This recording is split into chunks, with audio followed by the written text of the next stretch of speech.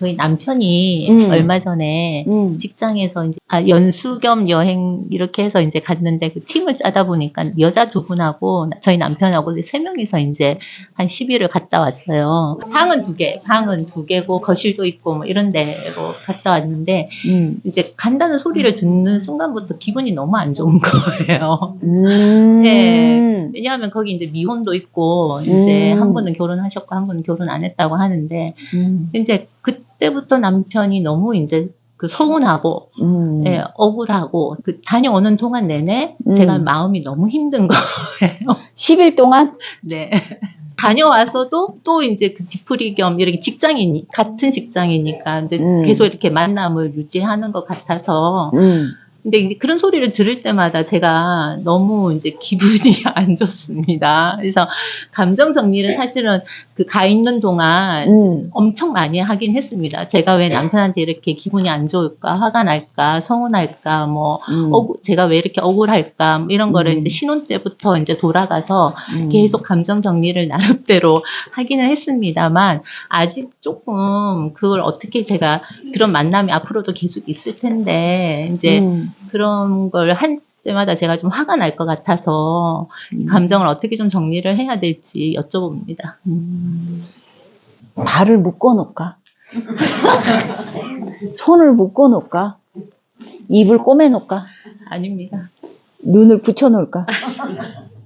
아내가 약올라하는 모습이 남편의 눈에는 어떻게 보일까?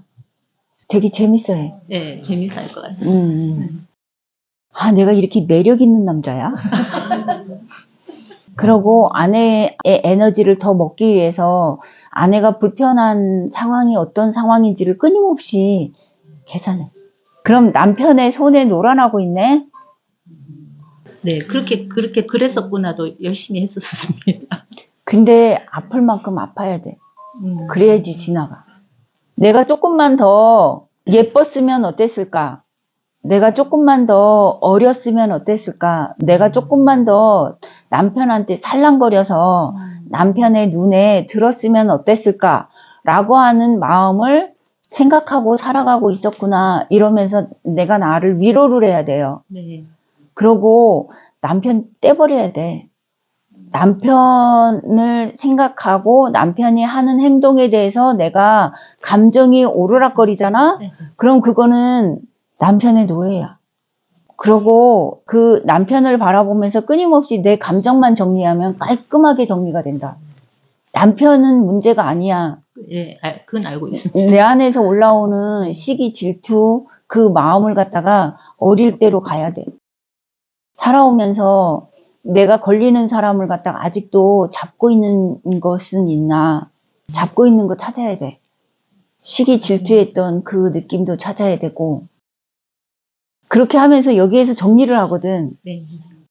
너 자체가 빛나는 사람이다. 누구로 인해서 네 마음이 어려운 거는 너의 문제지 저 사람의 문제가 아니다.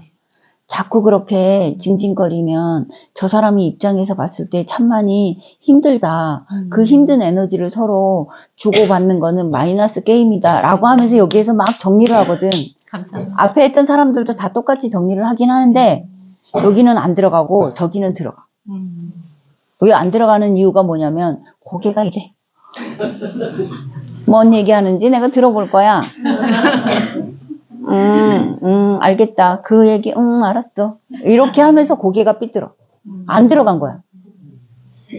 그럼 이제 여기는 뭔지 알겠어요. 이게 계속 여기에서 정리를 하거든. 네. 정리를 하면서 얘기를 할 때 그거를 내가 놓친 거였구나 라고 하면서 자꾸 이제 생각을 하잖아요. 네, 맞습니다. 그런데 여기에서 듣는 거는 그거야? 알겠어. 그 다음에 뭔 얘기 할 건데? 또 다른 얘기 좀 해줘봐. 계속 그렇게 구별하고 분별하는 마음이 여기에서 하는 작업을 갖다가 끊임없이 막아. 그럼 여기에서 하는 작업이 들어갈 수 있도록 그래 알았어. 알겠다. 계속 그렇게 하면 이제 들어가는 거고 네. 여기에서 하는 작업은 끊임없이 여기까지만 와. 더 이상은 나를 침범하지 마. 라고 하면서 끊임없이 저항을 하는 거하고 수용을 하는 거하고 그렇게 다르다고. 그 10일 동안 그렇게 앉아도 불안하고 서도 불안하고 했던 그 여인을 갖다가 꼭 안아줘야 돼. 그러고 남편의 입장에서는 전혀 그럴 생각이 없거든. 네. 전혀 그럴 생각이 없는데 끊임없이 그쪽으로 자꾸 내가 푸시하는 거랑 똑같다고 생각을 하거든. 네네. 그럼 한번 아내의 말대로 다른 생각을 좀 한번 해볼까? 라는 그 마음이 가져지게 되거든. 네, 그럴까봐 그것도 걱정됩니다. 그러니까 그것도 제가 그러니까 쭉- 이리저리 생각을 해봤을 때 나는 막다른 골목에 있다고 생각을 하는데 그거는 아니야. 네. 그걸로 인해서 그 여자 둘로 인해서 내 숨어있는 시기 질투 그리고 수많은 감정들을 갖다가 그 여인들이 들춰내 준 거야. 아, 나는 내 업을 갖다 정리하기 위해서 네. 그 여인들을 갖다 이용해 먹은 거야. 알겠습니다. 그거야. 선생님. 네. 그 어려운 사람들이 결국에는 내가 그들을 이용한 거라고. 성장하기 위해서는 내 영과 혼이 온갖 수단과 방법을 안 가려요. 희한한 사람들도 다 끌어들여가지고 나를 갖다가 성장하기 위해서 온 우주가 도와준다고. 그러면 한 대 맞을 때 정리하는 거하고 2대 맞을 때 정리하는 거하고 여러 대 맞아도 정리를 못하는 거하고 내 선택인 거지. 여기에서 이만큼의 것을 갖다 이렇게 줄여줬잖아요. 그러면은 그거에 대해서 진짜 고맙다, 감사하다, 하늘에 지극하게 감사를 올리잖아요. 그러면은 이게 안 올라가.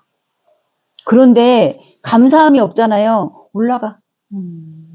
끝까지 올라가진 않지만 이만큼을 정리를 해줬는데 만약에 10,000원어치다. 10,000원어치를 가져왔으면 5,500원어치는 정리를 해줬잖아요.